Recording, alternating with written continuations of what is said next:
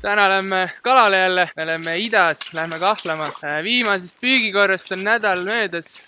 Eelmine nädal käisime siin suht lähedal. Lõhe ja merikat püüdmas läks päris hästi. Täna ma ei teagi, mis meid ees ootab, sest et ilmastiku tingimused ei ole väga soosiv. Hästi muutuv tuul, vihma sajab ja siuke keeruline, ütleme niimoodi. Ja me lähme tegelikult suht uutesse kohtadesse ka. Täna Keviniga. Kevin on ka siin kohtades esimest korda. Ma olen teist korda. 2 nädalat tagasi ma käisin siin samas kohas ka kahlamas. Tookord oli vesi hästi sogane, hästi palju võrke oli. Aga jäi siuke pigem positiivne mulje. Ma juba võin august mööda. Selline metsatee. Läheme siit sisse. Meri juba pisut kaugemal paistab. Noh, ma ei tea, me lähme natuke loobime ja ma annan natukese aja pärast teada, et kuidas tingimused ja olukord vees on. Ma tahtsin siit vasakult tee pealt minna, aga Kevin arvas, et siit šokolaadist on hea läbi minna ja ta arvab, et seal kuskil on kalad juba vees. Võib-olla on, võib-olla ei ole. Aga esimeses püügikohas on täpselt samasugune šokolaad, nagu siin oli 2 nädalat tagasi. Varbaid ei näe igatahes, kui oled põlvini vees. Ma ei tea, me ei hakka väga palju aega raiskama siin, liigume kohe edasi järgmise nuki peale.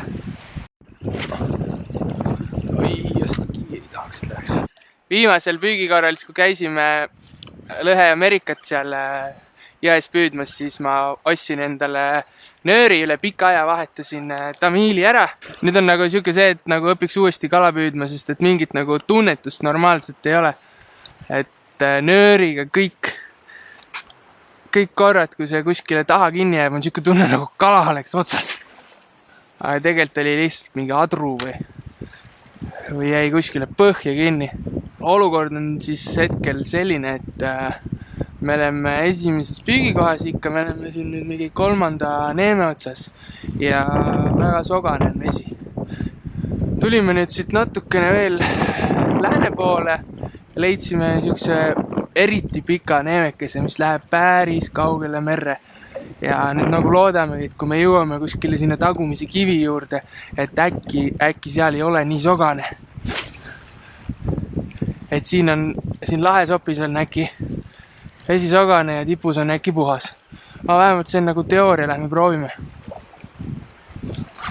Jaa, otsas! Hoppa! Ei ole! Lõpeta ära! Tuubel! Pigem ma ütleks, et on praegu väike. Tuleb suht kergelt. Arvad? Mul on väike. Väga väike. Ma olen siukest asja enne näinud. 2 kala korraga. Läks ära. Hopp, kuule, sul teeb täitsa sõitu ju. Tulen ka vaatan ülena. Kaugelt tuli. Ongi nii?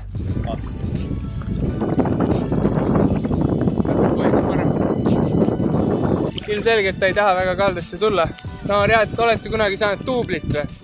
Me siin rääkisime nagu kogu aeg, et ei tea, et see koht ikka võib-olla ei ole kõige parem, pole piisavalt liiva ja liiga vähe kive ja mis teooriad meil igasugused olid veel ja siis tuubel. Me olime päris kaugel seal taga kivide juures. Siit oli ikka mingisugune 40-50 meetrit läbi vee tulla. Kuna meil kahva ei ole, siis me pidime tooma kala kenasti randa, et ei hakanud seal keset vett riskima. Vesi on nii sogane, et ma pole tegelikult kala normaalselt näinudki. Aga ei, mõõdus on jah. See võib siuke 55 olla. Hoppa! Kindlasti 55.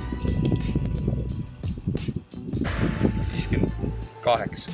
58.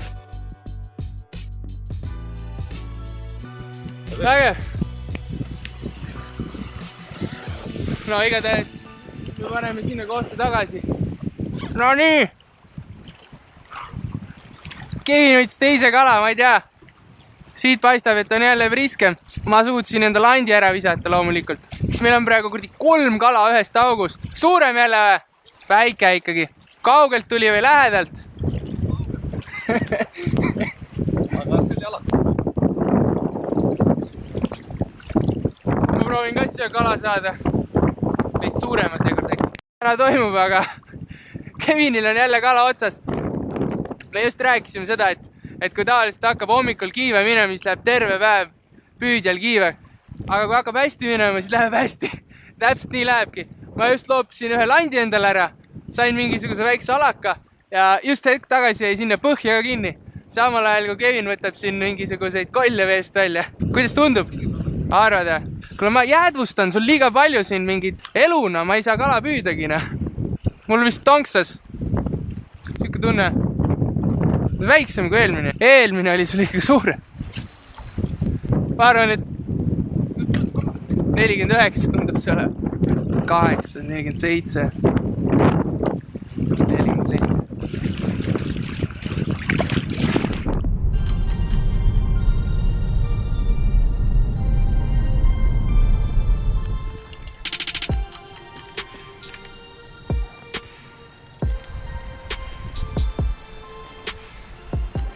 Leidsin endale nüüd ühe sellise tuulevaikse koha siin mingisuguse hüti taga.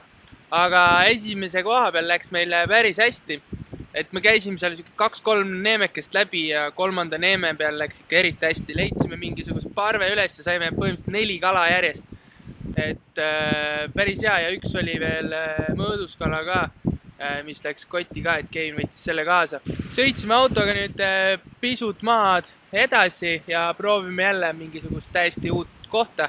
Aerode pealt vaatasime, siuke mõnus kiviriba läheb merre sisse ja lähme vaatame, äkki leiame veel kalu. Kevin ikka pressib seal taga, seal on laine kohati üle meetri. Vahepeal kaab kuradi valge vahu taha kaab ära.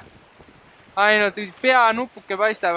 Hetkel on seis selline, et loobime siin ja ega ei tundu väga potentsiaalikas. No kui siis ainuke lootus ongi nüüd seal tipus, kus Kevin praegu istub. No leidis praegu mingisuguse kivi nukikese seal, eks ta seal natuke loobib, aga no kukkus alla ka. Ma ei usu, ma arvan, et ta saab ainult märjaks sealt. Kalada sealt küll ei saa. Oi. No see on rohkem suplemine kui kalapüük, mis ta seal praegu teeb. Ma pole tegelikult üldse tutvustanud täna, millega ma nagu püüan. Püügiks mul on ikka Taiva ballistik 2,9 meetrit ja selle test on 10-40 grammi. Ma olen selle ridvaga väga rahul. Saab mõnusalt pikki viskeid teha ja on ka siuke üsna kerge see ritt. Rulliks on siis Taiva Freems. Mul on 2500 rulliks siin peal. Nööriks on siis 0,2 millimeetrise läbimõõduga Salmo Elite Braid nöör, mida ei soovita osta, sellepärast et ilgelt sahiseb, kui ta seal läbi silmade liigub. Aga üldiselt see kombo sobib nagu väga hästi. Ainuke asi, mis tulekski välja vahetada, on see nöör. Sooritasin spontaanselt ühe ostu ka. Käsidel ainult Wild, siuke sinakas hõbedane. Ma pean ütlema, et see on äärmiselt sarnane sellele Falkfish Witchile. Pisut lühem on, ta ei ole nii pikk, aga mul on tunne, et sealt on nagu seda inspiratsiooni nagu saadud. Mis muidugi ei ole üldse halb, see võib-olla on lihtsalt parem versioon sellest tavalisest Witchist, poe Witchist. Ja 3. koht näeb välja siis selline, et ega varbad ei näe. Siukest hõljuvat liiva ikka pisut on. No eks kui natuke sügavale me läheme, äkki seal ei ole. Põrke ikka siin on, aga vähem kui eelmine kord. Päev hakkab siis vaikselt õhtusse jõudma. Mingisugune 1,5 tundi ongi veel päevavalgust järgi. Me vaikselt liigume mööda seda kallast edasi ja üritame sinna tippu välja jõuda. Seal kaugel üks võrk paistab, aga ma arvan, me proovime selle ümber siiski püüda. No, hetkel ei paista tulevat. Oleme siin 3. koha peal juba tükk aega loopinud. Muidugi meil sinna nuki peale ei ole välja jõudnud, aga hetkel ei tundu. Ots käib nii, et mis sul otsas on? Aapua? No uskumatuna. Ühte auku loopisime, no. No kuidas on? On mõõdus? Proovida. See on mõõdus küll. Ei. Siuke 52-53 umbes. No sul ikka tuleb, ma vaatan. Kevin tõmbas jälle järgmise. Kui loobin, ühtegi kala ei saa. Ma loopsin sinna auku kuradi mitu korda, ühtegi kala. Väike, jah. Kas sa esimese said valdiga või kõik oled haapujaga saanud täna või? Kõik haapujad, jah. No ilus. Mitmes kala täna? 4., 5., 6. 6 kala. Me saime esimeses kohas 4 kala. Päris hea päev oli. Kevin muidugi tõmbas mulle normaalselt vee peale. Ta sai vist kokku 5 kala sõid, on ju? 5 kala, jah. 5 kala, 2 mõõdus kala. Üks oli 58 sentimeetrit ja teine oli 52-3, jah. No ikkagi päris hea tulemus arvestades seda, et me tulime täiesti uude kohta. Lihtsalt aerofotode järgi vaatasime mingid potentsiaalikad kohad ja loopisime. Ja kalad tulid. Mõlemad korrad sattusime sellisesse kohta, kus oli parv taga. Esimesest kohast tuli 4 kala ja teisest kohast tuli 2 kala. Võib-olla oleks sellest teisest kohast veel kala saanud, aga suht ruttu läks pimedaks. Me jõudsime suhteliselt hilja siia viimasesse püügipaika. Selline oli nagu tänane püügipäev. Jääb kindlasti väga rahule ja järgmise korrani. Tšau!